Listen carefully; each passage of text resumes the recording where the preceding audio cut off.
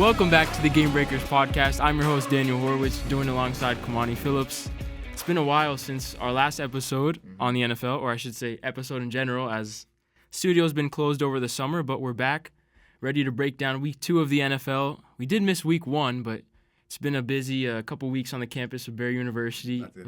Semester just started. What you been up to?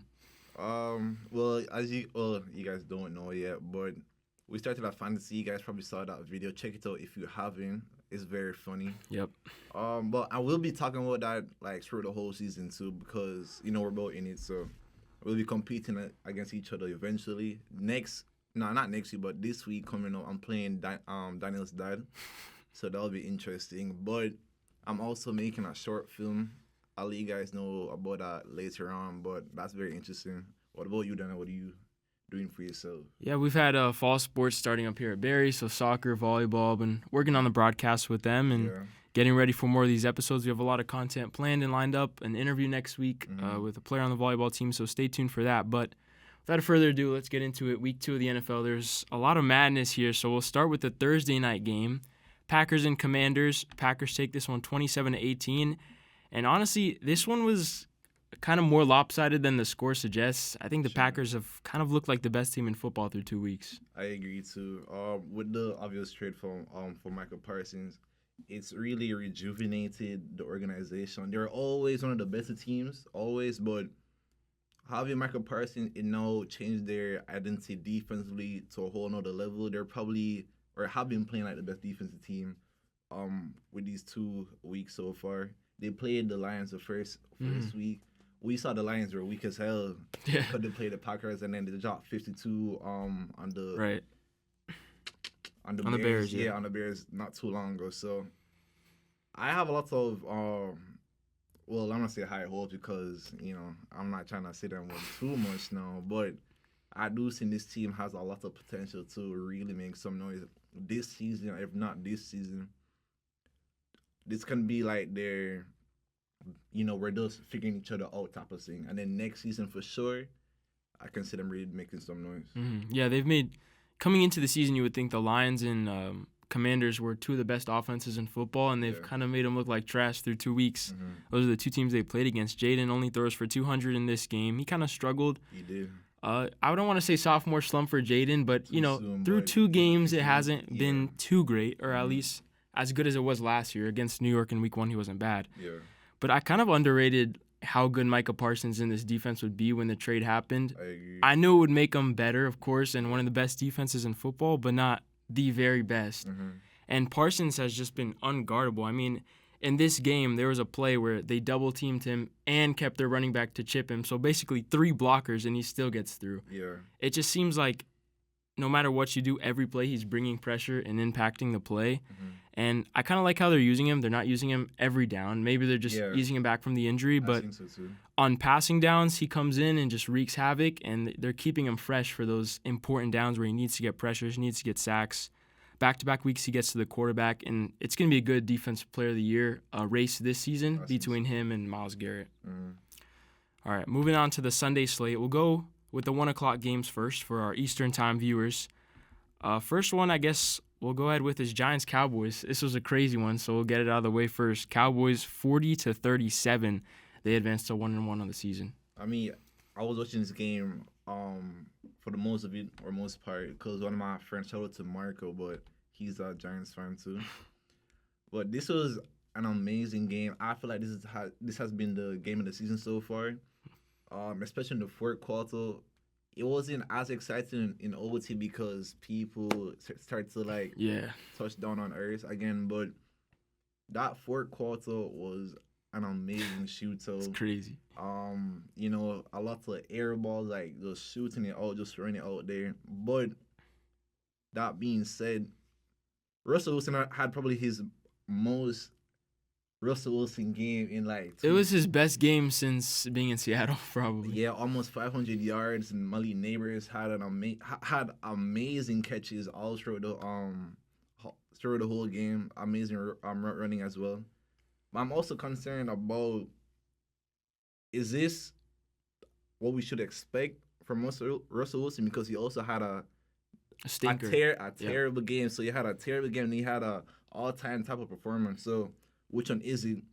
And I'm just also questioning, is this just the Cowboys being that terrible on defense? Talking about Michael Parsons, this has affected the Cowboys a lot, and we're really seeing it now.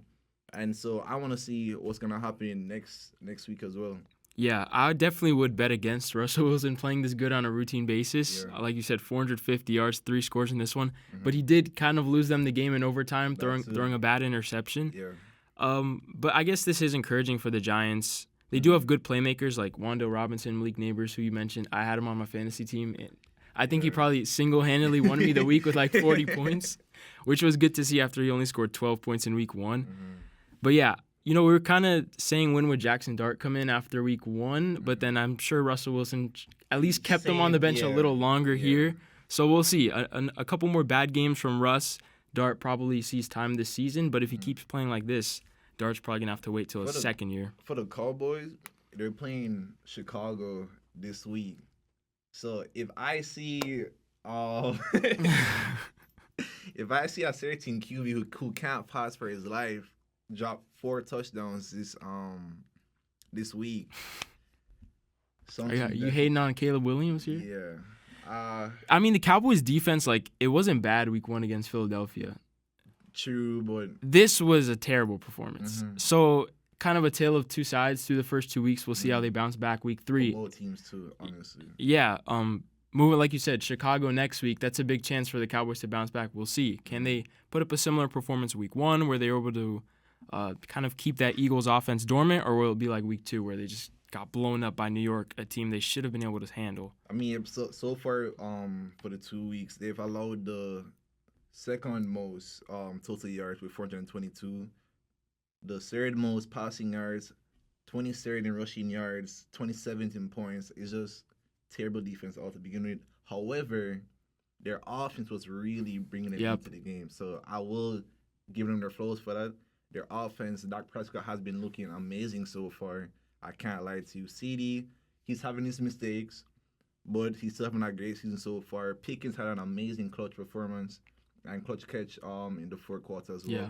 That was really good. So, there's still hope, but I'm just concerned. I don't feel like this is going to be sustainable for the whole season, because one slip and then that's it for them. Yeah, definitely more sustainable for the Cowboys. Yeah. Like you said, Dak's looked good this season. Yeah. Even week 1, the stats weren't there and they lost the game, but CD had 3 drops in the clutch in that game, and a couple passes to his tight ends that could have been hauled in. He was throwing dots all over the field. Yeah. So I like how Dak's played a lot so far this season. He's come back from that injury in a good way. Fantasy implications, I look at the Giants' backfield. Scatterboo did kind of overtake Tyrone Tracy for the carries this week. He got more touches, so that may be something to monitor going forward. Everyone kind of thought Tyrone Tracy was the starter there. Yeah. Going on to the Seahawks and Steelers game. Seahawks 31-17. Everyone was kind of high on Aaron Rodgers after he put up an explosive performance in week 1, but Steelers back down to earth here in week 2. Back down to earth for real, but what do you think about the play I'm talking about with the rookie?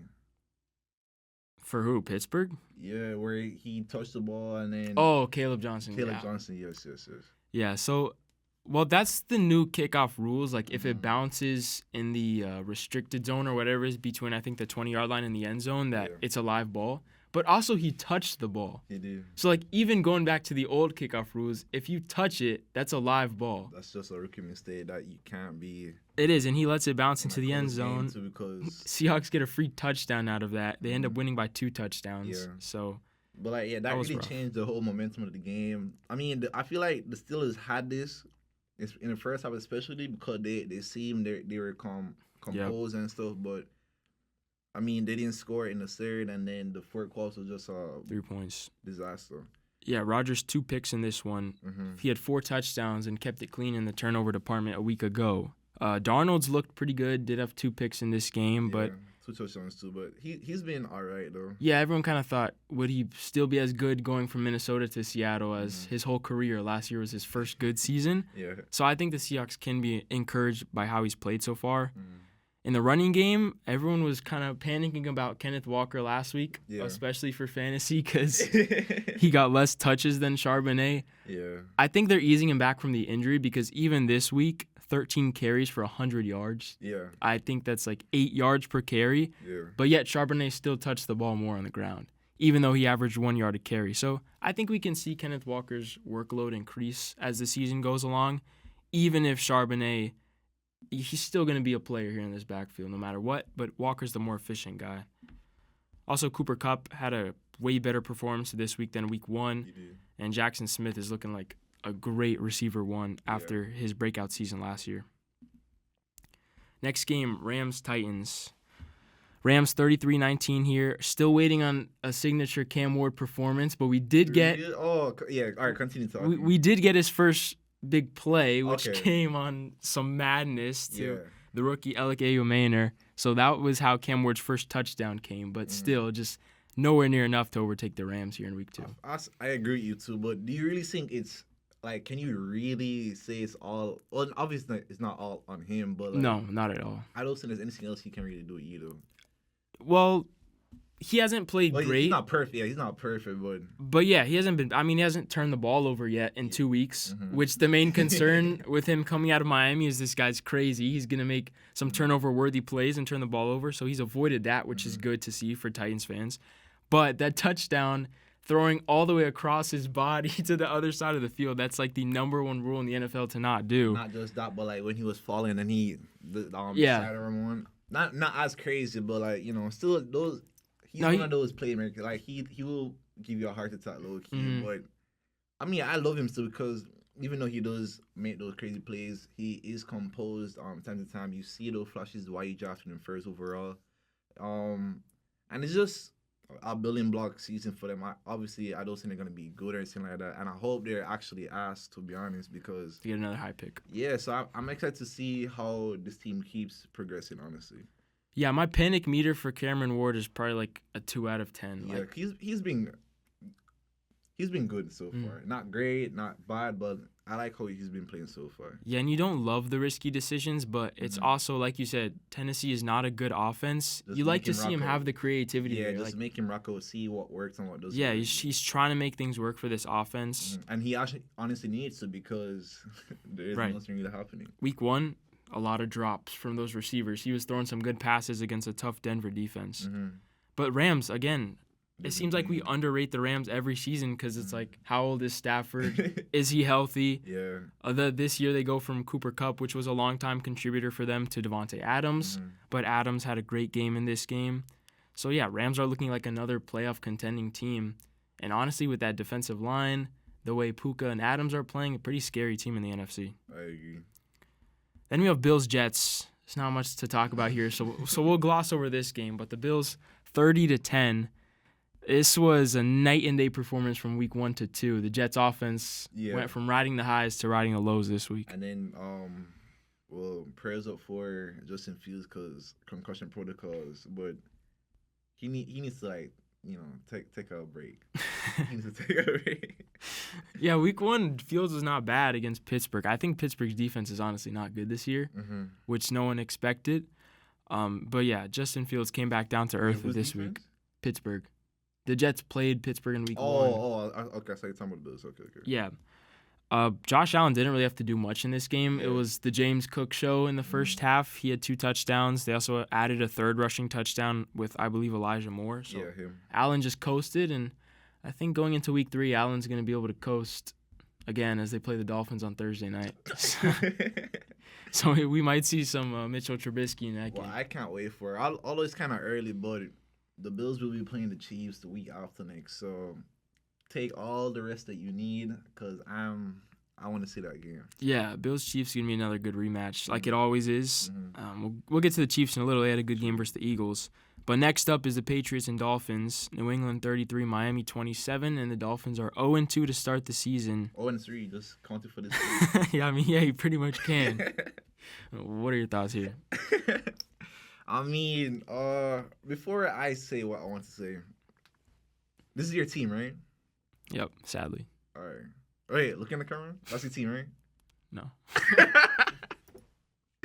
What do you think is gonna happen to your team moving forward? Who's gonna last longer in the team? Your coach or your quarterback? Well, since you gave me the floor to go on a rant here. Yeah, I want to hear it. Let me hear it. I'll say, to answer your question first, Mm-hmm. I think McDaniel would have to be gone before Tua, just because of Tua's contract. Okay. So there's too much dead money invested in him Mm-hmm. past the 2026 season to make it easy. He doesn't have trade value at this point, and you can't cut him. Now, I will say this. The Dolphins are a horribly coached team, and Mike McDaniel, unless he magically flips the script, things have been on a downward trajectory for 2 years. I think he's on his way out soon. Okay. I look Before at the teams... season ends, or... I don't know, just because the Dolphins really could have won this game. They didn't play good, but they were half an Achane foot away from winning this game as he stepped out of bounds on the last drive before scoring a touchdown, which would have given them the lead. So, I don't think this was a better effort than in week 1 when they got mollywopped by Daniel Jones and the Colts. Yeah. Because after the Bills, let's say they fall to 0-3, they have games against the Jets, the Panthers, the Browns, all winnable, right? So I don't know if McDaniels gets right. If I will say, if he loses those games, he's gone. There's no way, right? Yeah, I agree. If you're looking at a 500 team or near 500 team at the deadline, he probably sticks around till the end of the year. But I look at teams around the league like Browns versus Ravens.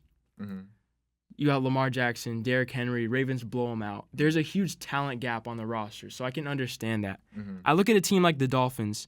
Tyreek Hill was voted the number 1 player in the NFL 2 years ago by the NFL Top 100 list. Tua is making $50 million a year, former Pro Bowl quarterback. Jalen Waddle, number 6 overall pick, making over $30 million a year. On the defensive line, there's 4 first-round picks invested in this defense. H1 is really good, so you can't forget about him. Injury prone, but the product on paper is not what we're seeing on the field, and that's a testament to the coaching. There was a lot of pre-snap penalties here. They had to waste a timeout on the final drive when they needed that timeout to keep in their back pocket. And there's no effort. The culture's bad. The coaching here is terrible, but also you have players making a lot of money that are underperforming. What's his contract like? Tua? He's making $50 million a year. How much longer? I think he's under contract 3 more years or 4 more years, but they have an out after the 2026 season. So I think he's got 2 more years here in Miami, counting this one. Okay. I was going to say one other thing. Oh, yeah. The way Stephen Ross has owned the team, unfortunately, it takes putting a product this bad out on the field to show in front of the fans for him to make significant change. So, yeah, this is probably the year something changes, especially if Miami lands a top pick. There's some pretty good quarterbacks in this class. So you're open to benching Tua next season if you guys get like a top 5, top 6-ish pick and get one of the higher quality? If they draft a quarterback early, I'd say you could probably start Tua while you get the rookie acclimated. Okay. But, yeah, he probably takes backup duties sometime next year if that's the case. I get what you're saying. Yeah, so bad times in Miami. Yeah, because, they're projected to get the third pick right now. I really don't think they will finish that bad. I would be surprised. Yeah, I don't think so either. Although I was also surprised with how poorly they played week 1 versus Indianapolis. I'll also say this has been a historically bad defense. They literally gave up, I think, 11 straight scoring drives to start the year before getting their first stop that is crazy. Late in the first half against New England. But to flip the script, I like how the Patriots have been playing, though. Drake May, he's been looking calm. And then just overall talent so far. But what do you think about them, though? The Patriots. How far do you think they could go this season? I don't know. I mean, they didn't look too good week 1 against the Raiders. Yeah. And again, this week against a bad Dolphins team, they really could have lost. So I don't think they're too great, but they have shown signs of improvement from last year for sure. Yeah. And I do like Drake May. I think he's a great quarterback. And one thing I was kind of upset with the Patriots was that they didn't add too much to the offensive line. They did draft the first-round tackle. Yeah. But what did they do with the receiver position? Yeah. Other than signing an old Stephon Diggs, who hasn't played much through 2 weeks, and drafting a second-rounder in Kyle Williams, who has played basically nothing through 2 weeks. So I think in the future, if they can get him a top-end weapon, May can be a really good quarterback. Okay. But yeah, this year I don't have too much high hopes for the Patriots, but they are definitely on a better trajectory than the Dolphins. Talking about the Colts, let's just move to them real quick. But that was a great game. Yeah, the Colts and the Broncos. Hey, is Daniel Jones just a good quarterback now? I mean, what the hell's happening here in Indianapolis? Is now Indiana Jones. That's a pretty good nickname. And guess what? Guess who's hurting Indiana right now? Tyrese Halliburton. You've watched.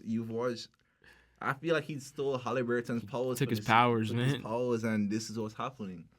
We know that Indiana Jones is a great game manager. What he does, he's not no ceiling raiser. What he can get you to make from a bad team to a decent team where you can, make your weapons, produce some points and stuff like that. So, they're 2-0. Last game, it was a great game. It was unexpected, honestly, because the first week when he played, it was the Dolphins, right? Everybody was not expecting none of that. But to play against the best, or one of the best defensive teams in the Broncos, and to come out with the win, I say that's another impressive feat for him and for the whole organization overall. Yeah, they lit it up in Miami, or it was at home for them, but against Miami in week 1, and everyone was like, okay, are the Dolphins this bad or are the Colts this good? And then going to a tough Denver defense in week 2, they do the same thing. In fact, Daniel Jones was even better, throwing for over 300 yards in this one. Yeah, he did. I don't know the last time Daniel Jones has thrown for 300 yards and not turned the ball over. I mean, he's making throws on time. He's making throws against pressure, which is something he always struggled with in New York, was the pressure would come and he would make those crazy turnovers. That's how he became a meme in the first place. But he's keeping the ball clean. He's making throws on time.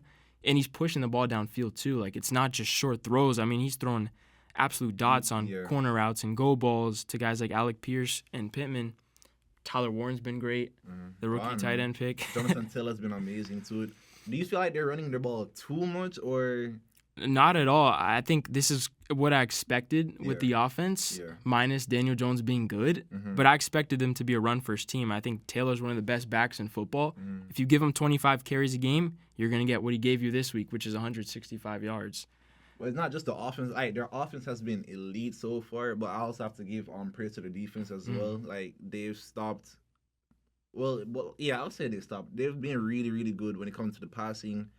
Even the rushing, they've been decent, but they've been fairly above that as well. But I do think they're not gonna be top end, but I feel like they might make some upsets this season. With the way the Texans have played, the AFC South is the Colts division this year. Yeah. It's their division to lose.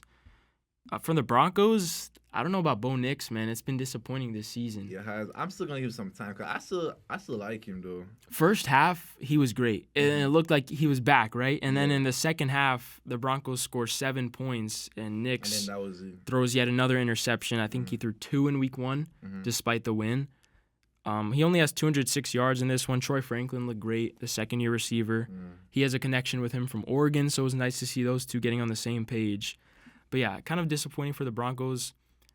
Talk about sophomore slump so far. It's kind of hitting Nix and Jaden through 2 weeks, but like you said, it's still early, so we'll see how that trends moving forward. I also wanted to touch, I forgot, speaking on New England, TreVeyon Henderson, their second-round pick out of the backfield. You have him, right? Yeah, I do have him, and his usage has been terrible so far. Yeah. Like, Stevenson's been the starter. Henderson's had some struggles with pass protection, which has kept him off the field. But I hope his usage trends in the upward direction as the season goes along there. Anyways, let's go to probably one of the better, more anticipated games of the week, which we mentioned before, Eagles and Chiefs. Yeah. Eagles, your team, 2-0 this season. Chiefs are 0-2. First time under the Patrick Mahomes era. 0-3 if you count last season as well. But I'm happy to see. But I feel this game for the Eagles, it wasn't nothing to be necessarily proud of. We had amazing moments, just to say, but I feel like the Chiefs really did a good job defensively, stopping the rushing game from us. I have to pull up the stats, but they held Saquon to around 100-ish yards. That's good. I like how he gets 100 yards, and we're like, yeah, they stopped him. No, like, but it's true. He's that good. Like it was a good you can't stop Barkley. Yeah. You guys did the same. Same thing with Hurts. He had 100 yards. That's not. But like, what else can you really do? You get what I'm saying? But apart from that, I think we did a great job defensively, especially in the fourth. But it's not. I feel like this is like a dirty win, or like it was a grinded out win, yeah, which like, you would expect against the Chiefs. Yeah, it was just like we got. I'm not gonna say it's luck, but it was just a good grinding type of game, like you were talking about. I will say the one aspect of luck that did benefit Philly in this game was late in this one, Mahomes throws the ball to Kelce on the goal line. Kelce drops it, and it goes into the hands of rookie Andrew Makuba, who picks it off. So that ends up 7 points for the Chiefs to, I believe, I can't remember, but I think the Eagles scored on that drive after getting the pick. Yeah, it was right after. So, yeah, that's a 10, 14-point swing right there in what was a 3-point game. But Philly has looked a little slow offensively to start this season. I'll say that too, especially the wide receivers. Like we haven't been passing the ball. We're not really a passing team to begin with, but AJ Brown needs to get some more touches. Yeah. Not just for the team, but like for my fantasy as well. But that was your what, second round pick, and yeah, he was. But I'm saying that too. We just need to start passing the ball some more. Get Barkley. We're not really trying to rush him into what happened last season. We're aware of that. That's why we traded for another running back. But we need to start passing the ball some more, trying other stuff, because it's not going to work out in the long run.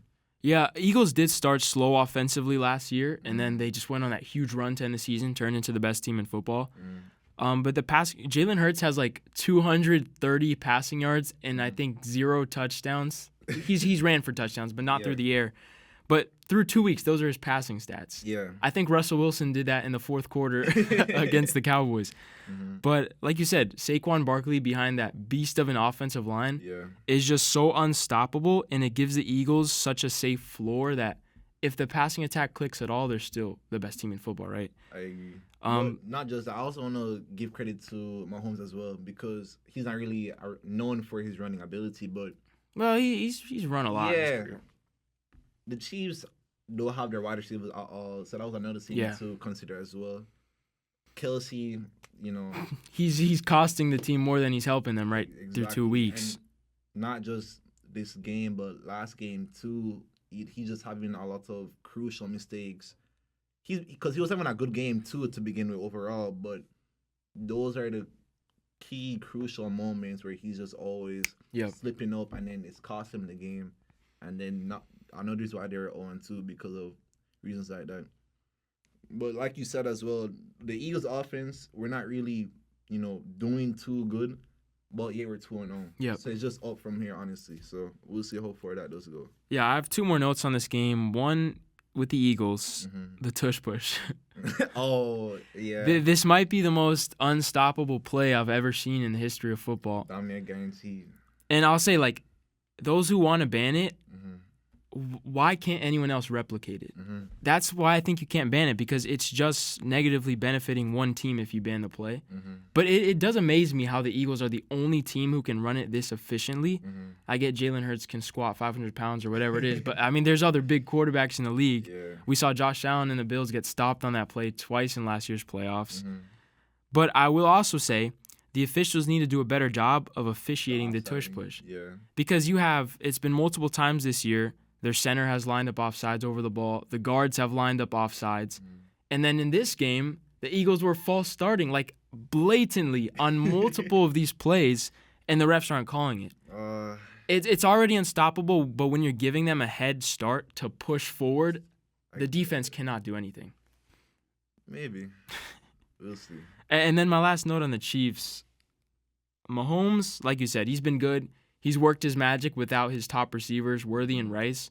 But I don't know where his deep ball went, because early in his career, that was his calling card. He was this explosive, big-arm quarterback who would threaten you at the downfield level. He just keeps missing and missing. And he missed Thornton twice when he was wide alone behind the defense until finally hitting him at the end. So hopefully when Worthy comes back, he does have a couple deep threats there with him and Thornton that he can get that clicking. But that's been concerning for Mahomes. Lions-Bears, not going to talk too much about this one. It was an all-out drumming from start to finish. Lions 52-21, and so was Ravens-Browns, another blowout there as expected. So we'll go to Panthers-Cardinals, which was a way better game. Yeah. Cardinals were up 27-3 in this one until the Panthers made this a game, coming back 27-22. What are your thoughts here? It's just surprising how I would rock with the Cardinals low key because I like some of their players, but it's just amazing to me how they just consistently can't just maintain something good for themselves. You know what I'm saying? So, like you were saying, 13 points to 0 points in the fourth quarter. That's kind of crazy to me. It was 27-3.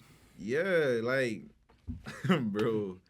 It's like Panthers kept scoring, and you're like, okay, is this just garbage time? Yeah. But then eventually it's a one-score game, and the Panthers recover an onside kick. Mm-hmm. But then after all the effort to come back in that game, it gives out at the end. Yeah.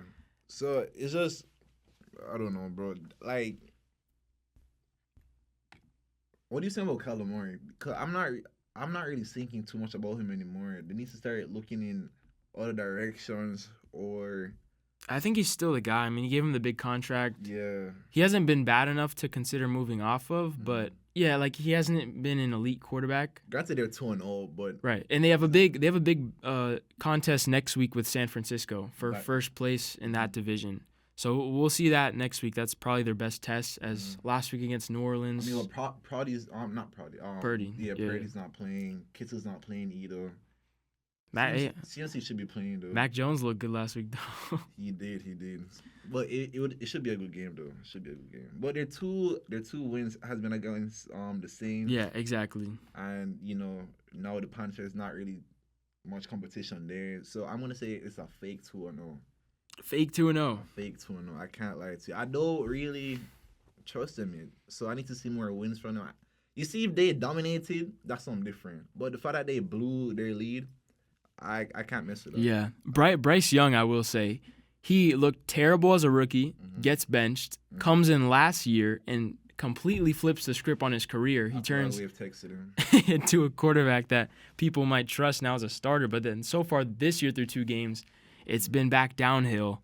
Of course, he was good in the second half, engineering the comeback. First time, I believe, in his whole career in the NFL, he had 3 TDs. Yeah, and I think 300 yards too. I'm not sure about that, but yes, 328. Yeah. Yeah, engineering the comeback in the second half was encouraging, but the fact that he dug himself into that hole in the first half is not. So there's that game. Let's go to Sunday night. This was an ugly game, a more defensive-minded game. J.J. McCarthy and the Vikings take the loss against Atlanta, who picks up their first win of the year. I noticed seeing too, J.J. McCarthy is also a lot of QBs are getting hurt overall, but we didn't even talk about the Bengals game. Yeah, but we'll get to it soon. But for this game, I'm not really. Well, I'll be surprised. I didn't expect the Vikings not to get a single touchdown. Yeah. I'm worried about Justin Jefferson's future with the Vikings, honestly, because really, just how much longer can you wait to actually do something? Like Chase has Joe. Well, everyone. He has Joe Burrow in 3 months. He has Joe Burrow every other season. But these top receivers are actually competing for a championship, and I can't see that for the Vikings. And Justin Jefferson he's been a phenomenal player since he got to the league. But don't you want to win? Yep. And I can't see that with the Vikings at this point because they don't know what they're really doing to help him.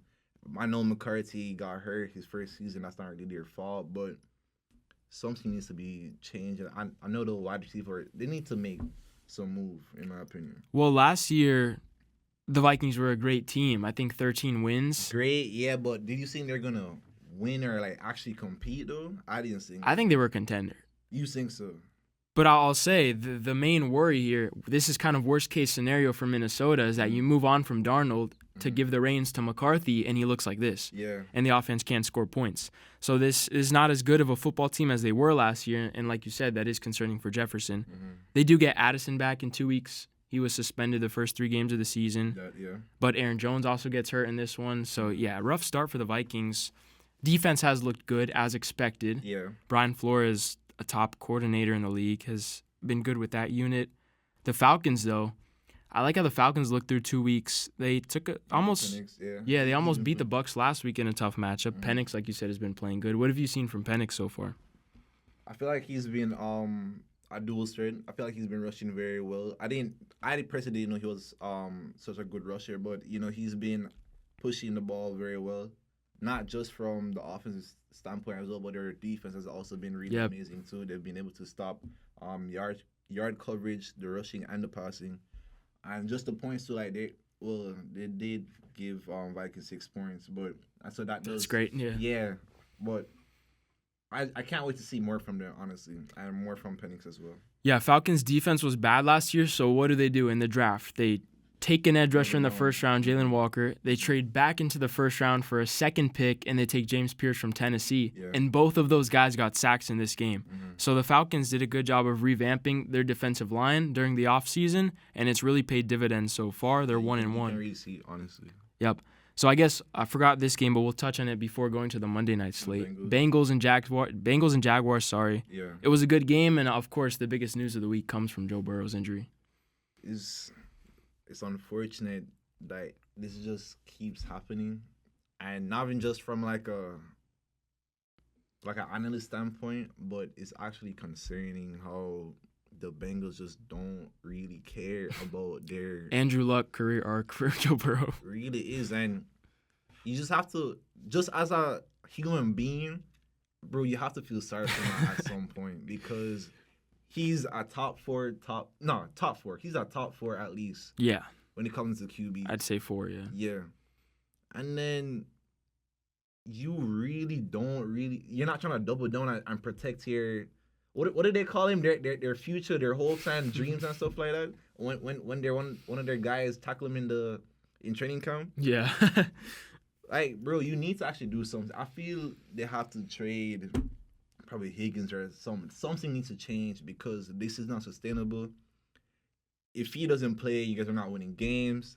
So I mean, their backup is decent. Yeah, Browning. Yeah, but nah, bro, I'm not messing with that. I will say, like, not all the injuries that Burrow's endured so far in his career are the line. Like, in this one, they did give up the pressure right away, which forced him to try and extend the play, but he's back there for 5 seconds, scrambling around like he's got to get rid of the football instead of taking these big hits. But he does like to extend plays, and that's gotten him into some trouble so far in his career, just, of course, with the injuries. When he's healthy, he's great, like you mentioned. Yeah. But yeah, I mean, Bengals defense can't stop anything. We always knew no that. different than last year. Yeah, we always knew that, though. Jaguars have been not a great offense to start the season, but they've gotten contribution from Etienne. Lawrence cannot connect with Brian Thomas, who had a great rookie season. But have you seen, because I saw or noticed that there was like some speculation in the game where he's trying to avoid the contact or something. Yeah, like that's been a big story. Yeah, so the miscommunication, that's concerning, because you can't just be doing that on the field. Like, I get that you're not trying to get hurt, but at least say something first, sir, because for you to be doing that stuff, costing games, I can't agree with that either, honestly. Yeah, there's a play in this game where Lawrence throws it over the middle of the field, and Thomas kind of short arms it instead of going for the catch, because he knew he was going to take a hit over the middle. And so the ball sails over his head and gets picked off by the Bengals. And that kind of cost them here in a one-score game that they end up losing. Yeah. And again, I get it. Lawrence is throwing him some hospital balls, if you want to say, or some dangerous balls over the middle of the field. But, yeah, like you said, he's a 6'3" receiver. He's got to use his speed. He's got to use his frame and be aggressive over the middle. I forgot. I wanted to touch on this. Travis Hunter, who was the second pick in the draft. I don't know. I'm concerned with how he's looked so far. What do you think? I agree too. I haven't heard anything from him really. He had the NFL posted one type of interception or stoppage. I'm like, okay, you guys are pushing an agenda. I see that, but you're not fooling me though. You're not fooling me. Well, I'm gonna give him a couple more weeks or so before I start saying anything at all. But he does need to step it up though, because they did give up. I'm pretty sure they gave up their first round pick for next season. For this guy. And he's not producing like 2 first-round picks. He's not looking worse at all. But I said it at the time. I thought the Jaguars gave up too much for him. And yeah, you do. And this is exactly what I was worried about is they're using him on both sides of the ball. So week 1, he played more receiver than corner. This week, he plays more corner than receiver. But the problem is he's not an impact player on either side of the ball. Yeah. Right? So he gets, I think, 3 catches in this one. On offense, they're kind of just using him as a slot receiver. Yeah. And then on defense, I think he gets a pass breakup, but he also had a pass interference penalty that might have lost Jacksonville the game. So I think if it continues where he's not producing on both sides of the ball, they're going to focus him on one position. Yeah, I agree with you too. And the problem with that is you give up the number 2 pick because of that and a number first. Yeah. He's not worth it. Yeah. Like, if you wanted a receiver in this draft, you should have taken McMillan. Mm-hmm. If you wanted a corner in this draft, probably should have waited past pick 2. Yeah. His appeal is that he plays both sides of the ball, but he hasn't really been doing that at a great level early on. Yeah, I definitely agree with you too, because it's crazy. But I also want to talk about Trevor Lawrence as well. He had 3 touchdowns, yeah, but he also had 2 interceptions. But he did have 271 yards passing. But I feel like there's still more for him to do though, because he's left a lot on the table. Yeah, because for Bird to be out for the game, that really messed up the Bengals mentally. And you guys still couldn't capitalize on this win. It's not only his fault, of course, but things have to get done, and that's just a business perspective. Yeah, and I mean, it is good for the Bengals with Joe Burrow missing time that they've won the first 2 games. At least it gives them. Right. They always start the season off slow, so at least they have a cushion here. Yeah. If Burrow's recovery can get sped up in any way. Mm-hmm. So I believe that's all the games for Sunday. If we touched on. Yep. Yeah. So we'll go to Monday night. We had 2 games yesterday. We're recording this on a Tuesday. Bucks Texans. This was a good game. Another kind of ugly defensive battle, which you would have expected. But the Bucks pulled out 2019 on a last-second Rachaad White touchdown. Mm-hmm. Chargers Raiders. Chargers 20-9. Raiders had a good week 1 beating New England. They didn't stand much of a chance here. I think Chargers are looking like a real AFC contender. Yeah, I really like how the Chargers are moving this season too. Great win against the Chiefs last season. Not last week, I should say. And it was a good held out game against the Raiders as well. Mm-hmm. Justin Herbert is looking phenomenal, I would say, so far this season. Geno Smith on the other hand, and the Raiders overall, they're looking decent or concerning, but we didn't really have high expectations to begin with either way. But what about Gentry for you? Because I feel like he should be producing. Yeah, he's given nothing. I think week 1 he had 19 carries for 38 yards. Yeah. Now the offensive line's been horrible, which I'd put it more on that than him. Yeah. Because there was a couple plays where he gets the ball in space and he makes a move. Like, he had a nice catch into a nasty spin move in this game. Yeah. The problem is there's just no real space for him to run. So I think if they can open those holes, and again, they've played a couple tough defenses. Like, New England's front is good against the run. Yeah. Chargers, I mean, they probably could have ran better against the Chargers. But Chargers were a good run defense week 1 against KC, so we don't know. I think if they can open more holes for him, Genty's still a great ball carrier. I agree. And he can produce more going forward. Chargers also have a rookie running back they drafted in the first, Hampton, who's done nothing through 2 weeks. That too. All the rookie running backs are not really producing. Yeah. But I will say, Chargers were such a run-heavy offense last year, and it's like you have Justin Herbert, who's a top 5 quarterback, just let him loose. Mm-hmm. And that's what they're doing this year, and it's looked a lot better. I definitely agree with that. And maybe Herbert early MVP pick. It's going to be tough to beat Lamar, of course. Yeah, because Lamar has been going crazy. Yeah, and Josh Allen, although he didn't do much in week 2. Yeah, so. But yeah, Herbert's a sleeper there. Yeah, I'd say he's a sleeper for sure. Yeah, and then I do have one more note on the Bucks and Texans game. We didn't really touch on this. Yeah. Mike Evans was matched up against Stingley all night long, and Stingley had him in a box. I mean, Evans did get 5 catches, but on 10 targets, and he was literally shadowing Evans all game long. Wherever Evans would go, he would go, and they played a lot of press coverage, left him on an island. And Mike Evans is 6'5". Yeah. Stingley is 6 foot. So there's a big size difference there, but Stingley was holding his own. I think him and Surtain are looking like the best corners in football so far. So that's full slate for week 2. Any other thoughts from this week?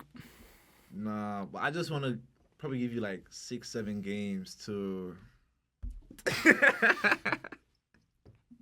6-7 games to just to hear your thoughts and predictions real quick. All right, so we already know your answer for this one, but Dolphins and Bills. Dolphins. All right. Bad story. Got John over there, John. our department manager. He's listening in. He's a Dolphins fan, but I don't know, not too much faith in them versus the Bills this week. Okay, so with both of these QBs, Bengals or Vikings? We're looking at that one. Battle of the backups, huh? Mm-hmm. I think I'm going to go Vikings here Yeah. because I like their defense versus Cincinnati, especially with Jake Browning in at quarterback. And I don't like Cincinnati's defense even to be able to stop a backup in Minnesota. Okay. I'll go with the Bills, and I'm going with the Bengals for this one also, because I'm gonna trust Browning to be able to pass to one of the best wide receiver duos Yep. in the league. So, but I don't blame you either. Cowboys or Bears? Man. Like, Bears' offense looked good in the first half of their first game. Yeah. Since then, it's been terrible. I agree. And I trust Dak Prescott more than Caleb Williams, so I'm going to go Cowboys. Even the defense, though. You don't think Ben Johnson could cook up something? He couldn't cook up anything last week, so, so I'm going to go Cowboys. All right. Another great game. Lions versus Ravens. That is a good one. It's on Monday, though, but that's a must-watch. I'm going to go Ravens. I think they've, aside from their collapse against Buffalo in the fourth quarter, like if they win that game, we're probably looking at them one or two in the power rankings. So I'm going to go Ravens. All right. Rams and Eagles. This is a rematch from the, divisional playoffs last year? And the Rams almost won that game against Philly in the snow. I will go Eagles here. I can't bet against Philadelphia, although I'll look for the Rams defensive front in that game to wreak havoc and get to Jalen Hurts. Okay. And then last game I'm going to have for you, Colts or Titans? Give me the Colts. Give me the Colts? I'm riding the Daniel Jones. I've hopped on the bandwagon, man. He's been too good. But I'll say I hope Cam Ward finally gets his signature moment here in Week 3. It's his chance. Yeah, this is the biggest chance he might have. That's why I was asking you. But I'm also taking the Colts as well. Colts. Yeah.